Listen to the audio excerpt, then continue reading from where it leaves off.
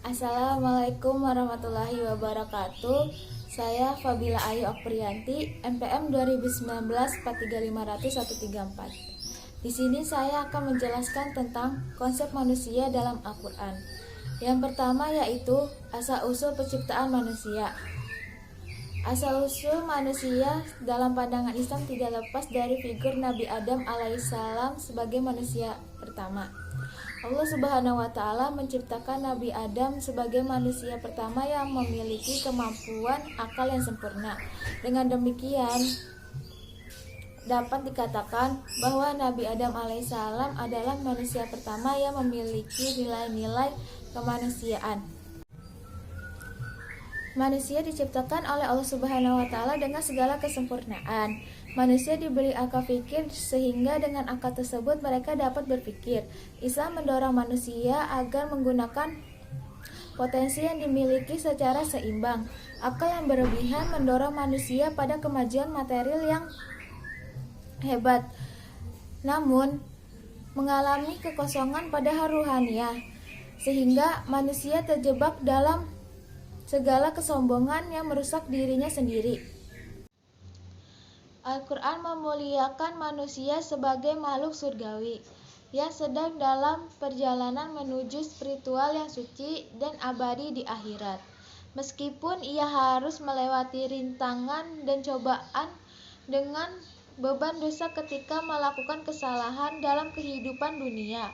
Bahkan dalam Al-Quran, manusia diisyaratkan sebagai makhluk spiritual yang menceritakan kisah pembawaan baik. Oleh karena itu, kualitas hakikat, fitrah, dan kesejatian manusia adalah baik, benar, dan indah. Tidak ada makhluk di dunia ini yang memiliki kemuliaan seperti yang dimiliki manusia. Sebaliknya, kualitas yang buruk, salah, dan jelek selalu menjadi batu senandung bagi manusia untuk meraih predikat berkualitas tersebut. Yang kedua yaitu 3 unsur penciptaan manusia dalam Al-Quran. Yang pertama, air. Air menjadi komponen esensial dalam penciptaan manusia. Begitu juga makhluk lain yang ada di dunia. Hal ini dipertegas dalam surat Al-Anbiya ayat 30. Sementara untuk penciptaan manusia, Allah mempersempit unsur air seperti dijelaskan dalam Al-Quran surat Abasa ayat 19, yaitu Allah menciptakan manusia dari air mani. Yang kedua, tanah. Allah Subhanahu wa Ta'ala menciptakan manusia dari unsur tanah. Beberapa ayat Al-Quran mengatakan bahwa pentingnya unsur lain selain air yaitu tanah liat, seperti diterangkan dalam surat Al-Mu'minun ayat 12 yang berbunyi, A'udzubillahi minasyaitonirrajim. Bismillahirrahmanirrahim. Walaqad khalaqnal insana min sulalatin min tin. Yang artinya, dan sungguh kami telah menciptakan manusia dari saripati tanah. Ketiga yaitu roh. Dalam penciptaan manusia, roh atau jiwa adalah yang paling terakhir dipasang ke dalam jasad manusia berupa non-material.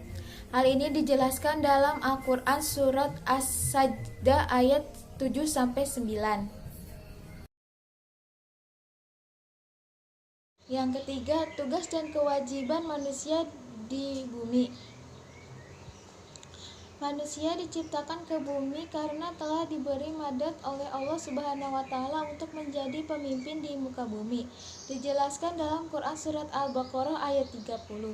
Tugas utama manusia diciptakan di muka bumi setidaknya ada 2 hal yang penting. Pertama, menjaga dan melestarikan keadaan muka bumi. Jangan sampai ada kerusakan yang terjadi di dalamnya. Mereka telah diberikan akal sehingga dapat menjalankan perintah pertama ini. Dan kedua, menjalankan perintah agama atau syariat Allah Subhanahu wa Ta'ala. Dengan melakukannya, maka manusia akan menjadi mulia, bahkan melebihi mulianya malaikat. Manusia bisa memiliki derajat yang lebih tinggi dibandingkan malaikat manakala dapat menjalankan perannya di muka bumi. Kewajiban manusia di bumi. 1. Menyembah dan mentaati perintah Allah Subhanahu wa Ta'ala. Manusia sejak awal lahir ke dunia telah Allah tetapkan untuk mengikuti dan menyembah kepada Allah Subhanahu wa taala.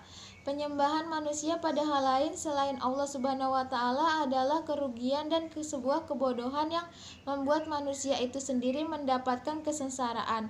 Untuk itu, Allah memerintahkan manusia agar menyembah kepada Allah, agar keselamatan menyertai manusia. Hakikatnya, manusia yang menjalankan kewajibannya akan kembali mendapatkan manfaat dan keselamatan untuk manusia sendiri. 2. Menjalankan misi khalifah fil ard. Manusia diciptakan Allah Subhanahu wa taala untuk dapat menjalankan misi khalifah fil ard. Misi ini adalah sebagai alasan mengapa manusia diciptakan dan menjadi kewajiban agar manusia di muka bumi dalam keadaan selamat juga sejahtera. 3. Berbuat kebaikan menghindari kerusakan. Hal ini yang harus dilakukan manusia dan menjadi kewajiban yang harus dilakukan. Berbuat kebaikan, menghindari perbuatan keji dan mungkar adalah tugas dari manusia. Berikut ini penjelasan yang bisa saya sampaikan. Mohon maaf bila ada kata salah. Wassalamualaikum warahmatullahi wabarakatuh.